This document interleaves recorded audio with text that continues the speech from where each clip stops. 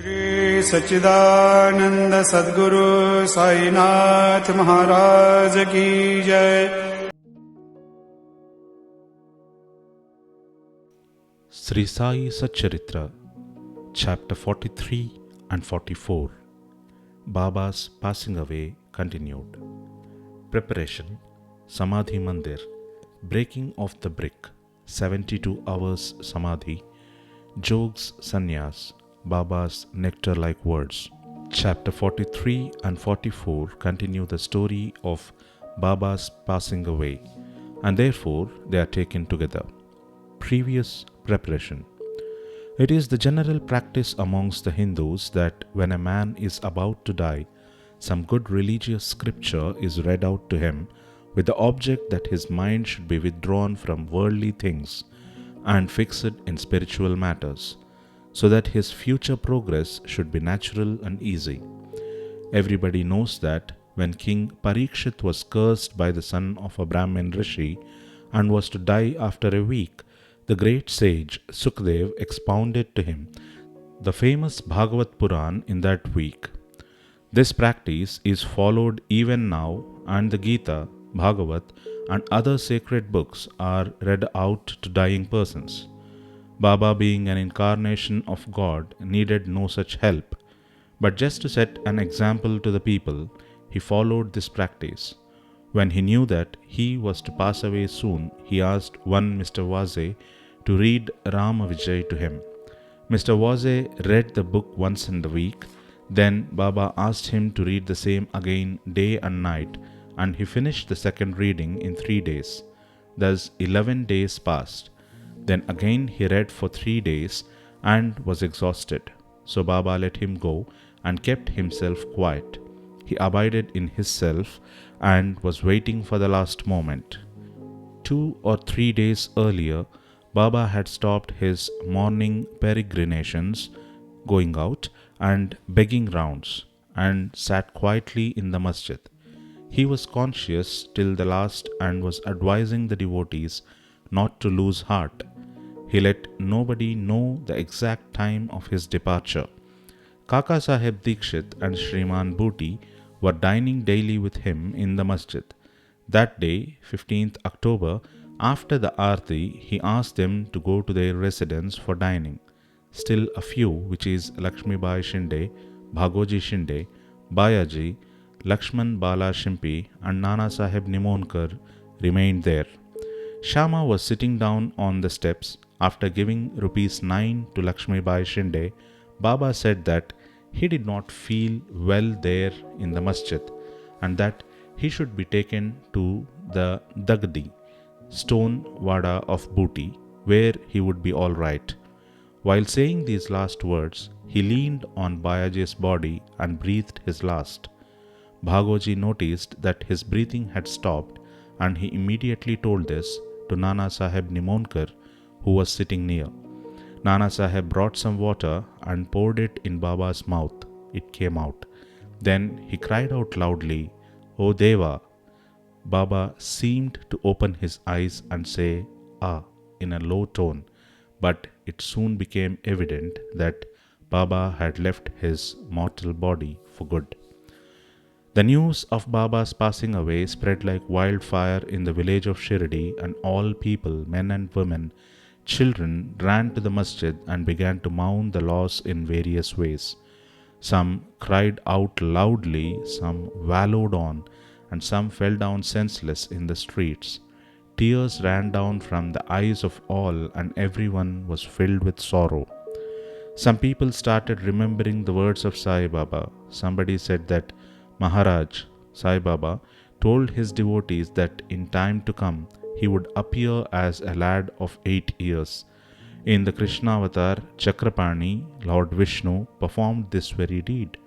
Krishna appeared before Devaki in the prison as a lad of 8 years, who had bright complexion and who wielded weapons in his 4 arms. In that incarnation, he, Lord Krishna, lightened the burden of the earth. This incarnation, Sai Baba, was for the uplift of his devotees. Then, where is the reason for doubt? The ways of the saints are really inscrutable. This contact of Sai Baba with his devotees is not only for one generation, but it is there for the last 72 generations. Generating such ties of love, it appears that Maharaj Sai Baba has gone for tour and the devotees had a firm belief that he will return soon. Then the question arose how to lay Baba's body to rest. Some Mohammedans said that the body should be interred in an open space and a tomb built over it. Even Kushal Chand and Amir Shakkar shared this opinion. But Ramchandra Patil, the village officer, said to the village with a firm and determined voice, "Your thought is not acceptable to us. Baba's body should be placed nowhere except in the Wada." Thus, people were divided on this point, and discussion regarding this went on for 36 hours. On Wednesday morning, Baba appeared to Lakshman Mama Joshi in his dream and drawing him by his hand said, "Get up soon. Bapu Saheb thinks that I am dead and so he won't come. You do the worship and the Kakkad morning Aarti." Lakshman Mama was the village astrologer and the maternal uncle of Shama. He was an orthodox Brahmin and daily worshipped Baba first in the morning and then all the village deities. He had full faith in Baba. After the vision, he came with all the puja materials and not minding the protests of the Maulvis, did the puja and the Kakkad Aarati with all due formalities and went away. Then at noon, Bapu Saheb Jog came with all others and went through the noon Aarti ceremony as usual. After paying due respect to Baba's words, the people decided to place his body in the Wada and started digging the central portion there. In the evening of Tuesday, the sub-inspector came from Rahata and others turned up from other places and they all agreed to the proposal. Next morning, Amir Bhai came from Mumbai and the Mamaltadar from Kopargaon. The people seemed divided in their opinion. Some insisted on interring his body in the open field. The Mamaltadar therefore took a general plebiscite and found that the proposal to use the Wada secured double the number of votes. He, however, wanted to refer the matter to the collector and Kaka Saheb Dikshit got himself ready to go to Ahmednagar. Meanwhile, by Baba's inspiration, there was a change in the opinion of the other people and all unanimously voted for the proposal. On Wednesday evening, Baba's body was taken in procession and brought to the Wada and was interred there with due formalities in the Garbha, that is, the central portion reserved for Muralidhar. In fact, Baba became the Muralidhar and the Wada became a temple and a holy shrine where so many devotees since then have been going to find rest and peace. All the obsequies of Baba were duly performed by Bala Saheb Bhate and Upasni, a great devotee of Baba. It may be noted here that as observed by Professor Narke, Baba's body did not get stiff though it was exposed for 36 hours and that all the limbs were elastic and that his kafni could be taken out without being torn into pieces. Breaking of the brick. Some days before Baba's departure, there occurred an ominous sign foreboding the incident. There was in the masjid an old brick on which Baba rested his hand and sat. At night time, he leaned against it and had his asan. This went on for many years. One day, during Baba's absence, a boy who was sweeping the floor took it up in his hand and unfortunately it slipped and fell down and got broken into two pieces.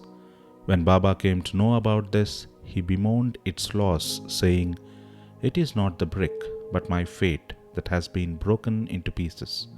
It was my lifelong companion. With it, I always meditated on the self. It was as dear to me as my life. It has left me today." Some may raise here a question. Why should Baba express this sorrow for such an inanimate thing as a brick? To this, Hemad Pant replies that saints incarnate in this world with the express mission of saving the poor, helpless people, and when they embody themselves and act with the people, They act like them, that is, outwardly they laugh, play, and cry like all other people, but inwardly they are wide awake to their duties and mission. 72 hours Samadhi.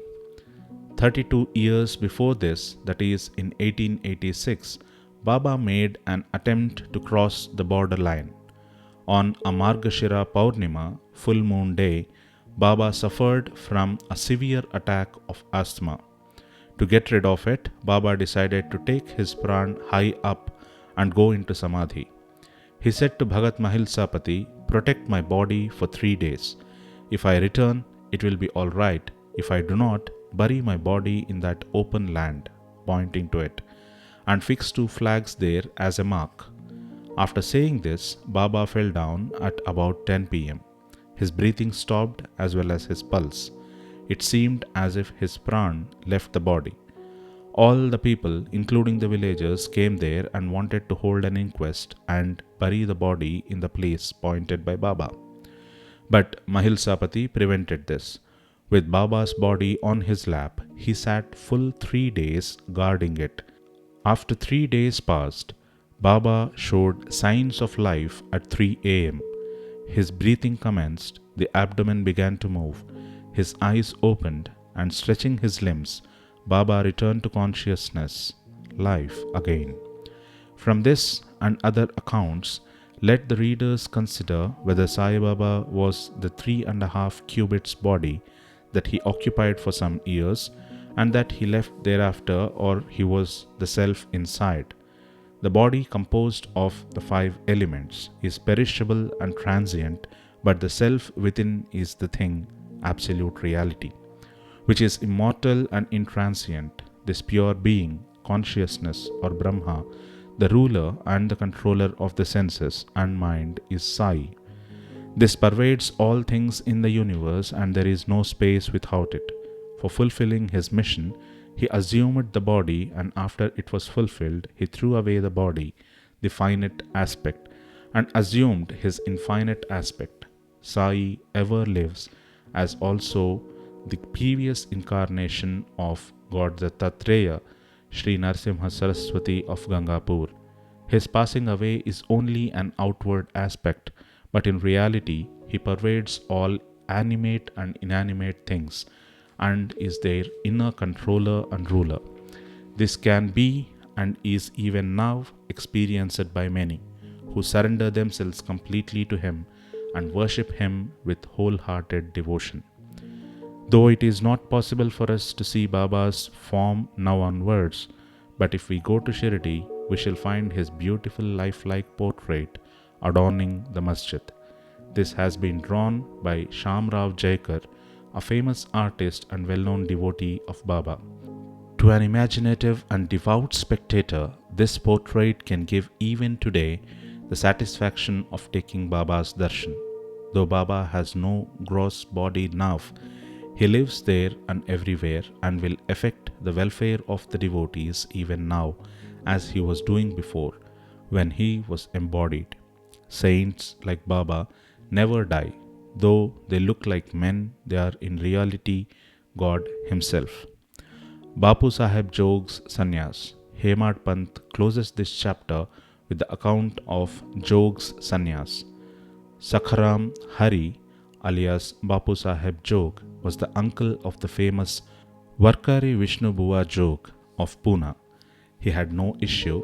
After his retirement from his government service, he was a supervisor in the PWD in 1909. He came and lived in Shirdi with his wife. Both husband and wife loved Baba and spent all their time in worshipping and serving Baba. After Megha's death, Bapu Saheb daily did the Aarti ceremony in the masjid and Chavdi till Baba's Mahasamadhi. He was also entrusted with the work of reading and explaining Jnaneshwari and Eknathi Bhagavat in Sateswada to the audience. After serving for many years, Jog asked Baba, "I have served you so long, my mind is not yet calm and composed.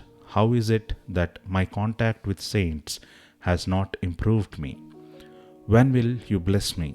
Hearing the Bhakta's prayer, Baba replied, "In due time your bad actions, their fruit or result will be destroyed. Your merits and demerits will be reduced to ashes, and I shall consider you blessed when you will renounce all attachments, conquer lust and sense of taste, and getting rid of all impediments, serve God wholeheartedly and resort to the begging bowl. Accept sannyas. After some time, Baba's words came true. His wife predeceased him. As he had no other attachment, he became free and accepted sannyas before his death and realized the goal of his life. Baba's nectar-like words. The kind and merciful Sai Baba said many a time the following sweet words in the masjid. He who loves me most always sees me. The whole world is a desolate to him without me. He who tells no stories but mine, he ceaselessly meditates upon me and always chants my name. I feel indebted to him who surrenders himself completely to me and ever remembers me. I shall repay his debt by giving him salvation, self-realization. I am dependent on him who thinks and hungers after me and who does not eat anything without first offering it to me. He who thus comes to me becomes one with me, just as a river gets to the sea and becomes merged with it. So leaving out pride and egoism, and with no trace of them, you should surrender yourself to me, who is seated in your heart. Who is this me? Sai Baba expounded many a time who this me or I is. He said, "You need not go far in search of me. Barring your name and form, there exists in you as well as in all beings a sense of being or consciousness of existence. That is myself. Knowing this, you see me inside yourself as well as in all beings. If you practice this, you will realize all pervasiveness and thus attain oneness with me." Hemad Pant therefore requests the readers humbly and lovingly that they should love and respect all gods, saints and devotees. Has not Baba often said, "He who carps and cavils at others pierces me in the heart and injures me, but he that suffers and endures pleases me most"?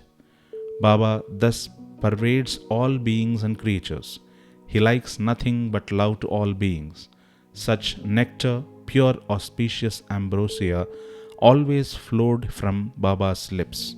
He therefore concludes, those who lovingly sing Baba's fame and those who hear the same with devotion, both become one with Sai. Bow to Sri Sai, peace be to all.